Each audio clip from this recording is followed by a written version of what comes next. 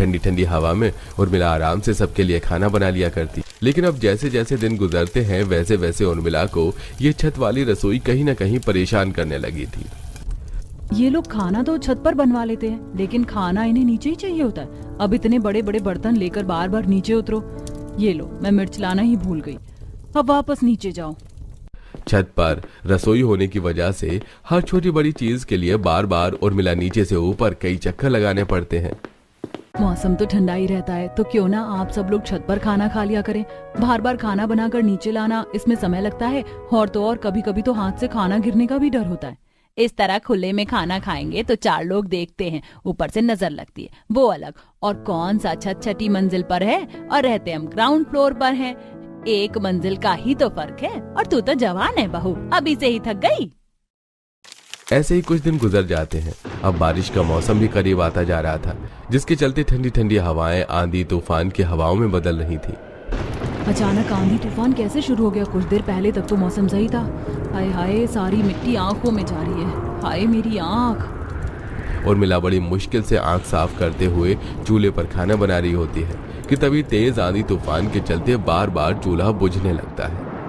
आंधी तूफान थोड़ी देर बाद नहीं आ सकता था क्या? बार बार चूल्हा बुझ रहा है मेरा, कैसे बनाऊं खाना? उर्मिला चूल्हे के आसपास प्लेट खड़ी करके उसे अच्छे से ढक देती है और बड़ी मुश्किल से आंधी तूफान में खाना बनाती है। माँ जी, आज काफी तेज आंधी तूफान आया था छत पर, खाना बनाना काफी मुश्किल हो रहा था। अब नीचे घर में एक रसोई बनवा दीजिए। अब आंधी तूफान में छत पर खाना बनाना मुमकिन नहीं है। जरा सी हवा क्या चली और मिट्टी उड़ी, तो तू तो उसे आंधी तूफान का नाम देने लग गई। आंधी तूफान तो वो होता है जब लोगों की छत पर रखी हुई टंकियां उड़ जाती हैं। और नहीं तो क्या भाभी, और वैसे भी अब तो वेदर बिल्कुल क्लीन दिख रहा है। कोई भी उर्मिला की बात नहीं मानता, जिसके चलते उर्मिला को तूफान में खाना बनाना पड़ता है। रात को उर्मिला खाना बनाने के बाद सारा किचन अच्छे से समेट कर नीचे जाती है, लेकिन सुबह जैसे ही उर्मिला छत पर आती है तो देखती है कि सारे बर्तन इधर उधर गिरे हुए हैं। हर जगह बस ढेर सारी धूल मिट्टी है। हे भगवान, रात को ही तो रसोई साफ की थी, लगता है रात में फिर से आंधी तूफान आया था, तभी सारा सामान इधर उधर फैला हुआ है।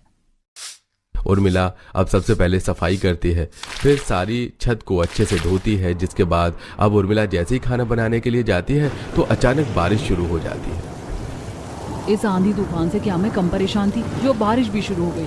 अब इस बारिश के रुकने तक इंतजार करना पड़ेगा।